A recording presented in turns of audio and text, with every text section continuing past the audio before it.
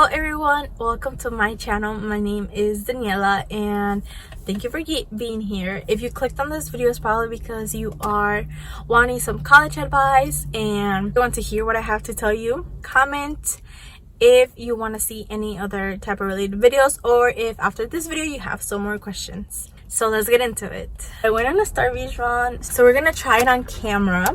And guys, this combo is literally fall and like you taste fall. So the original order that I get is a grande iced chai latte with vanilla and also with pumpkin cream cold foam. This was so good. I got it from this other YouTuber. Her name is Blanca J, I think is her username. She put me on last year and it has been so good. If I'm looking everywhere, it's because I'm trying not to have someone park next to me. I saw someone on TikTok ask for extra pumpkin cream cold foam, so I asked for that today and we're gonna see how it tastes. I just think that when I get it by itself, it's not just sufficient enough. The pumpkin cream cold foam is not sufficient either, so we're gonna give it a little try. I kind of feel like taking my lips too. Let's see.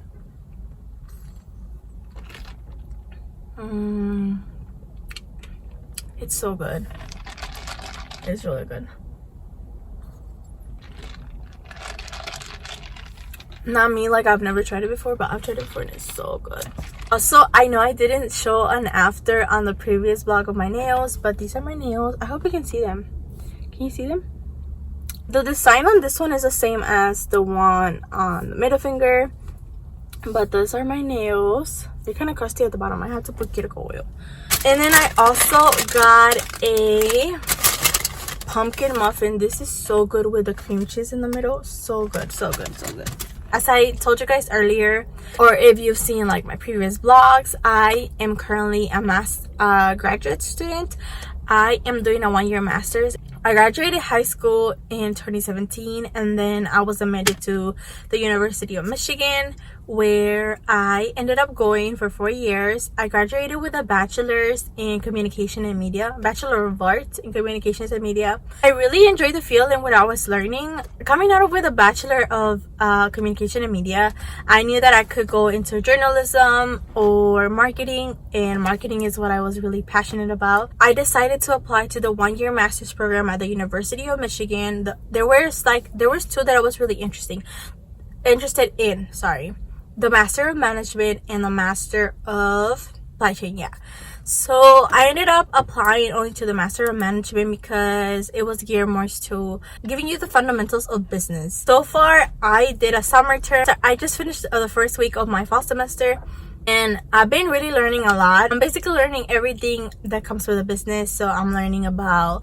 accounting, finance. Everything is like crunched up in a year to make you be prepared to be ready to go out into the business world. And I feel like I needed that. I never really got that much of business exposure. I know a lot of people, I don't want to say the word, but a lot of people just talk bad about like business majors. Honestly, like I'm really passionate about it, and obviously there's people out there that are in the business world. I know I explained my background, but now I want to get into some tips about how to survive college.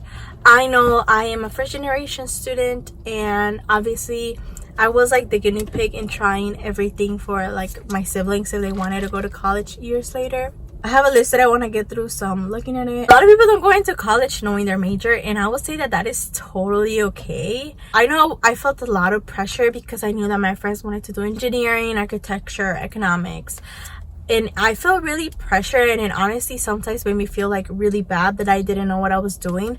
So my first semester, I just started taking my prerequisites, classes that I obviously needed to get done to graduate. And through there is how I started to try out different things. So for example, first I wanted to be a math major, so I took a math class my first semester. Then I was like, do I really want to be a math major? I was like, no. Then my second semester, I decided to dive into like trying out economics, which is one of the majors that I considered, because I did my research. And then that semester I also took a communications class. I'm not saying that only taking one class determines it for everyone. I definitely know that I had to take 2 communication classes to determine that I really wanted to go into the field. And it was after my second communication class that I was like, I really like what we are learning about.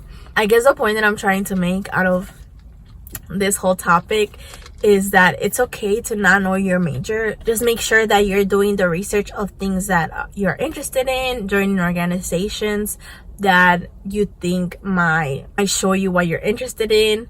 My tip will be to take classes in different fields and see which one you really like. It's okay to not know what you want to do. I know that I for sure change my mind all the time. Like, even after knowing that I wanted to do communications and media, first I wanted to go into digital marketing, then I wanted to go into brand management, and now I even want to go into consulting. And there's just a bunch of things that can happen. I know people say this and you might feel like, well, you're only speaking like this because you already went through it and you came out okay. But trust the process and don't feel bad about yourself if you don't want to do if you don't know your major. Is totally okay. You will get through it. One of the tips that was really helpful to me when trying to find out which classes to take, one, because I didn't want to waste my time, and two, I wanted to know how much, if I could take all of those classes at the same time. Everything that you're gonna have to do while balancing your mental health and, you know, doing things that you want to do, because college is about like enjoying and meeting new people and all that stuff. At Michigan, we have this thing called Atlas. People take surveys and they show you what people think about the class. So like, how much workload was this teacher, like really good? And they also provide us with the syllabus and the grade distribution for that class. So I really encourage you to go look at that before you decide to take a class. Syllabus obviously gives you a sense of what the class is about, how much it requires, but also it will show you how people perform. It was really helpful to me when trying to determine whether to take a class or not, or if I should take certain classes at the same time. I really recommend to look at Rate My Professor, because I feel like I've saved myself from taking professors that were not that good. Obviously, it's up to you if you want to take the risk, right? For one of my professors, I decided not to take it, but my friend decided to take it, and she said it was like she was miserable in that class. So I was like, thank God I looked at Rate My Professor. Obviously, Rate My Professor is not just going to be like determining like don't take a class. If it's a class that only that professor teaches, then go ahead. And also, I would say that if you know that other people have had that professor previously, talk to them, because they will let you know obviously how he was in the class. Obviously, Rate My Professor might be biased, you know, but yeah. So once again, with the courses, I would say those two things are my biggest things: looking at the previous syllabus, looking at the grade distribution, and also looking at Rate My Professor to see which teachers are the best to take that class. And a lot of people say that internships are really important because you gain experience and you get to know what the field that you're possibly looking into is like.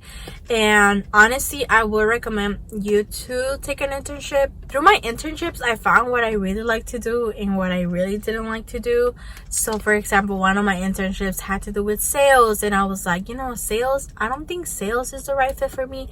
I think I want to go more into the marketing side, which deals with brand management and other things. Like, getting yourself an internship is such a great experience, and it will not only be a great experience because you're trying to find out the field that you want to go into or that you think you want to go into, but also because you get to meet friends, you get co-workers and all that stuff. As well as, obviously, to apply for an internship, you need a resume or a cover letter. So I would really encourage you to use the resources at your campus to get your resume revised and to help you find an internship that you want. Really utilize those resources that are available to you, not only just professionally, but there's also like mental health resources, which we'll get into the next one, which is getting pretty lonely in college. You know, I would just suggest you to take advantage of those resources, because one, there's tuition pays for them, so might as well get your money's worth.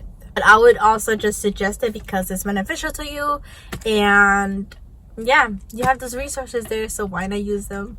And I will say, from my experience, I definitely did use the career center for applying to internships and having my resume looked at.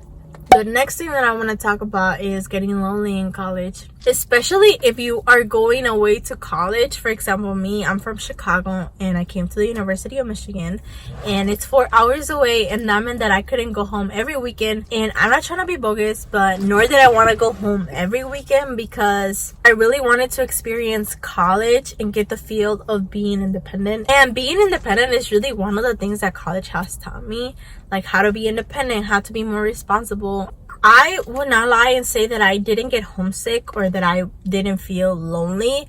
Being homesick, I think it's normal. The way that I dealt with it was to, you know, make plans with the friends that I had, keep myself busy, obviously. With that, like, I started going to the gym. I started to make friends and hang out with them, either to do homework or to go get coffee. I would just say that it's definitely hard being away from home and you'll miss your family. I know I definitely had the privilege of going home once a month, and I know that there's people that are like a plane right away, that, you know, it's so expensive, you only get to go home on the holidays. If you keep yourself busy by joining organizations or going out with your friends, it will, like, honestly make college feel more at home and allow you to handle not being close to your parents, and, you know. But I would say that there is definitely days that I was like, damn, I want to go home, I don't want to be here. And I just felt like lonely, and I feel like I couldn't talk to anybody. But honestly, like, if you make a good friend group, you have that support. Just being positive about the whole college experience. The way that I thought about it was like, parents gave me this amazing opportunity to go to college and try it out, and I'm here now, so I have to take advantage of it. I would say it gets better and you'll be able to handle it as college goes by, definitely. One of the things that I forgot to mention is to get to know your professors. A lot of them are super cool and are really willing to help you out navigate a field that you want to go to, or just talk about life in general. Whenever I was struggling in the class, I definitely went to office hours to, as a teacher, you know, how can I improve? How can I study better? If you're trying to make a little like business connection or for potential recommendation letters, obviously go to your professors. I've really found that my professors, especially in grad school, are really open to talk about the industries, because obviously my next step is to go into the job force. But those professors also teach undergraduate students, so they're obviously very willing and open to help you to not only talk more about a field that you want to go into, but also talk about advice. My last point will be to have fun. Honestly, now that I'm a graduate student, I miss being an undergrad. Like, the 4 years went by so fast. And I was a junior, I was like, damn, I want to graduate already. But now that I look back on it, I'm like, I want to go back, especially because I'm an adult now. I have to deal with responsibilities and everything. So I would just say enjoy it, take it one day at a time. Go to football games, go to events on campus, go to a lot of things, because I will say that now that I look back on it, I'm like, damn, I wish I had gone to this event. So you don't want to like regret not going to things that could have potentially been fun for you. With that, I think it also comes the part about like taking care of your mental health. College does get stressful, and I feel like understanding and knowing how to balance like school life with your personal life and things that you want to do is like really key, which is when like time management comes in. Those are all the college tips that I have that are really important. I know that I went on for some of them, but I just feel that those were like the most important to me. I hope you enjoyed some of my college tips and you find them useful. If you have any more questions, you can always leave them in the comments and I can answer them for you. Anyway, thank you so much for joining me. Definitely go try these two. Okay, don't make fun of it, but I already ate some. But definitely go try these two things at Starbucks. They're so good. I know some people already started college, but if you're starting soon, I hope that you have a great semester. You got this. I'll see you guys on the next one. Make sure to subscribe for more content, and peace out. Take care.